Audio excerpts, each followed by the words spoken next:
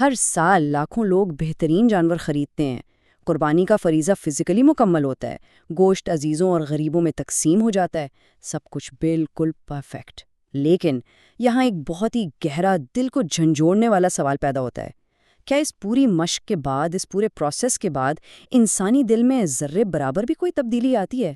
میں doctor Javed P H D ہوں، اور آج کے اس ایکسپلینر میں ہم اس سائیکولوجیکل مسئلے کی بالکل تہہ تک جائیں گے۔ ایک تلخ حقیقت یہ ہے کہ ہم قربانی کا عمل تو بغیر کسی غلطی کے ادا کر دیتے ہیں، لیکن ہمارے اندر کے خوف، ہماری عادتیں اور اس دنیا سے جو ہماری شدید محبت ہے نا، وہ بالکل ویسی ہی رہتی ہے۔ تو آئیے آج سمجھتے ہیں کہ ذو الحجہ کی یہ اصل قربانی حقیقتاً ہم سے کیا مانگتی ہے۔ اب ذرا ٹھہر کر سوچئے، کیا یہ ظاہری رسم ہماری حقیقت کو چھپا رہی ہے؟ کیا جانور خریدنا اور گوشت بانٹنا صرف ایک پردہ ہے؟ دیکھیے، اکثر ایسا ہوتا ہے کہ ہم ریچول کو تو پوری ایمانداری سے، پورے جوش سے ادا کر دیتے ہیں، لیکن ان اندرونی اٹیچمنٹس کو، ان لگاؤ کو چھوڑنے سے سختی سے انکار کر دیتے ہیں، جو اصل میں ہماری زندگی کو اپنی مٹھی میں قید کیے ہوئے ہیں۔ یہ سوچنا بہت ضروری ہے کہ کہیں قربانی صرف ایک ایسی سالانہ عادت تو نہیں بن گئی جو ہمارے اندر کے اصل مسئلوں پر پردہ ڈال رہی ہو اور ہمیں یہ دھوکہ دے رہی ہو کہ بس بھئی ہم نے تو اپنا فرض نبھا دیا۔ اس کو اس طرح دیکھیں، ایک طرف ہے فارم، یعنی رسم کو پورا کرنا، پیسے دیے، جانور لیا، گوشت بانٹ دیا۔ یہ سب باہر سے دیکھنے میں بہت خوبصورت لگتا ہے، آسان بھی ہے۔ لیکن دوسری طرف ہے فنکشن، یعنی اس کی حقیقت کو جینا، اپنے کنٹرول کو چھوڑنا اور ان اٹیچمنٹس کو سچ میں توڑنا جو ہمیں جکڑے ہوئے ہیں۔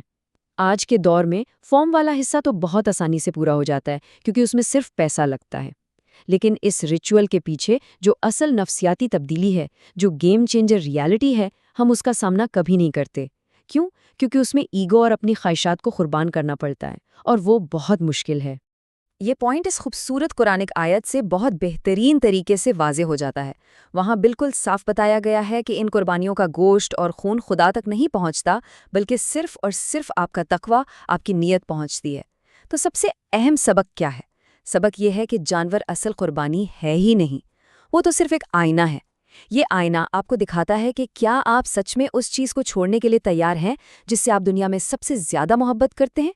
یہ فرض کسی جانور کے خون کا نہیں ہے، یہ آپ کی اپنی انٹرنل ولنگنس کا، آپ کے اپنے اندر کے جذبے کا ٹیسٹ ہے۔ The historical blueprint. آئیے اب اٹیچمنٹ اور قربانی کی اس تاریخی مثال پر نظر ڈالتے ہیں۔ ہم حضرت ابراہیم علیہ السلام کے واقعے کو صرف ایک پرانی کہانی کے طور پر نہیں، بلکہ آج سرنڈر کے ایک الٹیمیٹ سائیکولوجیکل کیس اسٹڈی کے طور پر دیکھیں گے۔ اس آزمائش کا وزن کیا تھا؟ ذرا اس ٹائم فریم کا تصور کریں، پورا 100 سال، ڈیکیڈز کا انتظار اور لگاتار دعائیں، ایک ایسی امید جو کبھی نہیں ٹوٹی، اور پھر 99 سال کی عمر میں آخر کار بیٹے اسماعیل کی پیدائش ہوتی ہے۔ سوچیں اس خوشی کا عالم کیا ہوگا۔ اور پھر ٹھیک کچھ سالوں بعد جب وہ بیٹا چلنے پھرنے کے قابل ہوتا ہے، اس سب سے عزیز بیٹے کو قربان کرنے کا تکلیف دہ حکم ملتا ہے۔ جب ہم اس واقعے کی گہرائی میں اترتے ہیں نا، تو سمجھ آتا ہے کہ یہ کوئی عام فرمانبرداری کا ٹیسٹ نہیں تھا، یہ ایک شدید جذباتی اٹیچمنٹ کا بہت ہی ڈیوسٹیٹنگ، روح کو نچوڑ دینے والا امتحان تھا۔ یہ حقیقت میں اٹیچمنٹ کا ہی امتحان تھا۔ خاموشی سے اپنے آپ سے پوچھیں، ہم کس سے زیادہ محبت کرتے ہیں؟ تحفے سے یا وہ تحفہ دینے والے سے؟ حضرت ابراہیم کو خلیل اللہ یعنی خدا کا سب سے قریبی دوست صرف اس لیے نہیں کہا گیا کہ انہوں نے ایک حکم مانا، بلکہ اس لیے کہا گیا کیونکہ انہوں نے ثابت کیا کہ ان کے دل میں خالق کی جگہ کوئی اور چیز نہیں لے سکتی، یہاں تک کہ ان کی اپنی صدیوں کی دعا، ان کی اپنی اولاد بھی نہیں۔ انہوں نے اپنی سب سے بڑی محبت کو آزاد کرنے کا فیصلہ کر لیا۔ Diagnosing modern attachments. اب وقت آ گیا ہے کہ اس تاریخی بلو پرنٹ کو آج کے دور پر اپلائی کریں۔ ہم دیکھیں گے کہ اس جدید ذہن میں ایسی کون سی چیزیں ہیں جو ہمیں اپنا غلام بنا چکی ہیں۔ یہاں عبادت کی ایک ایسی ڈیفینیشن ہے جو شاید ہمارے بہت سے دھوکے دور کر دے۔ دیکھیے، عبادت صرف فزیکلی مسجد میں جھکنے کا نام نہیں ہے۔ عبادت وہ ہے جو آپ کے دل کو کمپلیٹلی کنٹرول کرے، جو ہر وقت آپ کے دماغ پر حاوی رہے اور جو آپ کے الٹیمیٹ سکون یا خوف کا فیصلہ کرے۔ جس چیز کے کھونے سے آپ سب سے زیادہ گھبراتے ہیں نا، جس کے جانے کا سوچ کر ہی روح کانپ اٹھتی ہے، چاہے وہ پیسہ ہو، رتبہ ہو یا لوگ ہوں، دراصل وہی چیز آپ کی اصل عبادت بن چکی ہوتی ہے۔ تو آج کے جدید ذہن کو کنٹرول کیا کر رہا ہے؟ ہمارے نئے بت کیا ہیں؟ ہمارا سٹیٹس اور امیج، یہ ڈیجیٹل ڈسٹریکشنز اور سکرینز جن میں ہم گھسے رہتے ہیں، ہمارا اپنا کمفرٹ اور روٹین، اور ہمارے بنائے ہوئے ریجڈ لائف پلانز، یہ سب آپ کے دل پر حکومت کر رہے ہیں۔ جب ایک انسان کی خواہش یا اس کا کمفرٹ زون ڈیوائن کمانڈ سے زیادہ اس کے فیصلوں پر اثر انداز ہونے لگے تو یاد رکھیے وہاں ایک نئے آئیڈل کی، ایک نئے بت کی تاجپوشی ہو چکی ہے۔ یہ وہ چھپے ہوئے بت ہیں جنہیں ہم روز پوجتے ہیں۔ اب ایز اے ڈائگنوسٹیشن میں آپ کو ان چھپے ہوئے بتوں کے کلینکل سمپٹمز بتاتا ہوں، دھیان سے سنیے۔ کیا کسی چیز کے کھونے کے خیال سے ہی آپ کمپلیٹلی ٹوٹ جاتے ہیں؟ کیا آپ کی پوری زندگی صرف اس لیے ڈیزائن ہوئی ہے کہ کسی طرح ڈسکمفرٹ یا تکلیف سے بچا جا سکے؟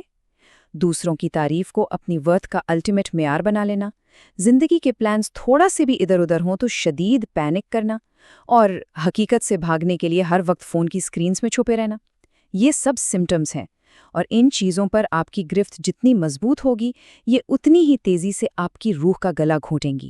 The psychology of surrender. اب ہم اس پورے کانسیپٹ کو ری فریم کریں گے، دیکھیں گے کہ کیسے یہ قربانی، یہ محرومی دراصل آپ کی الٹیمیٹ سائیکولوجیکل لبریشن یعنی روحانی آزادی بن جاتی ہے۔ یہ دی اسٹیگنیشن ٹریپ ایک ایسی عجیب الجھن ہے۔ ہوتا کیا ہے کہ لوگ مزید عبادت تو شامل کر رہے ہوتے ہیں، ایکسٹرا نمازیں، نفلی روزے، سب چل رہا ہے، لیکن ساتھ ہی ان چھپے ہوئے بتوں کو، ان اٹیچمنٹس کو اتنی ہی مضبوطی سے سینے سے لگایا ہوا ہے۔ تو سوچیں، جب فاؤنڈیشن یعنی آپ کی بنیاد ہی ان نہ ٹوٹنے والی اٹیچمنٹس پر کھڑی ہو تو اس پر ایکسٹرا عبادت کی عمارت کھڑی کرنے کا کیا فائدہ؟ روحانی ترقی بالکل رکی رہتی ہے۔ یہی وجہ ہے کہ ساری رسمیاں پوری کرنے کے باوجود سالوں سال دل میں کوئی ٹھنڈک، کوئی تبدیلی محسوس نہیں ہوتی۔ یہ سٹیٹمنٹ بالکل گیم چینجر ہے۔ اٹیچمنٹ کا اپوزٹ ڈی اٹیچمنٹ نہیں ہے، اس کا اپوزٹ آزادی ہے۔ پروفٹ محمد کی زندگی اس کی سب سے بہترین مثال ہے۔ اصل طاقت اس میں نہیں ہے کہ آپ سب کچھ چھوڑ چھاڑ کر پہاڑوں پر جا کر بیٹھ جائیں۔ اصل طاقت اس میں ہے کہ دولت، آرام یا رشتوں کو ہلکے سے پکڑا جائے، ان کا لطف اٹھایا جائے، لیکن انہیں اپنی پہچان نہ بننے دیا جائے۔ چیزیں آپ کے ہاتھ میں ضرور ہوں، پر ان کا کنٹرول آپ کے ذہن اور دل پر نہ ہو۔ سچی آزادی یہی ہے۔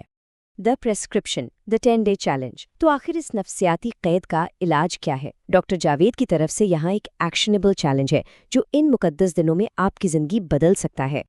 یہ لبریشن پروٹوکول 3 آسان مگر عمل کرنے میں انتہائی مشکل قدموں پر مشتمل ہے۔ پہلا سٹیپ، پوری ایمانداری سے اپنی سب سے بڑی اٹیچمنٹ کو پہچاننا۔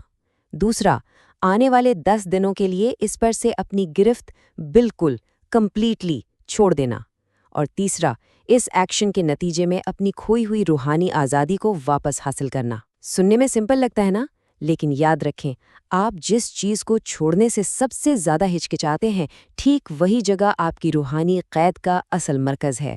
اس آزادی کو پانے کے لیے کچھ واضح پریکٹیکل ایکشنز لینے ہوں گے۔ اگر آپ کو لگتا ہے کہ سب سے بڑی اٹیچمنٹ فون ہے تو ہر شام اسے لٹرلی کسی دراز میں لاک کر دیں۔ اگر سٹیٹس اور اپنی امیج کا مسئلہ ہے تو پبلک کے سامنے اپنی کسی کمزوری کا اختراف کر کے دیکھیں، آپ کی ایگو ٹوٹے گی۔ اگر کمفرٹ سے شدید لگاؤ ہے تو کسی مشکل اور تکلیف دہ ٹاسک کے لیے والنٹیئر کریں، اور اگر اپنے بنائے ہوئے پلانز کی فکر ہر وقت کھاتی رہتی ہے تو مستقبل کے تمام نتائج کو زبانی طور پر بالکل خالق کے حوالے کر دیں۔ جان بوجھ کر اس ڈسکمفرٹ میں اترنا ہی حقیقت میں یہ ثابت کرے گا کہ اب یہ دنیا آپ کو کنٹرول نہیں کر رہی۔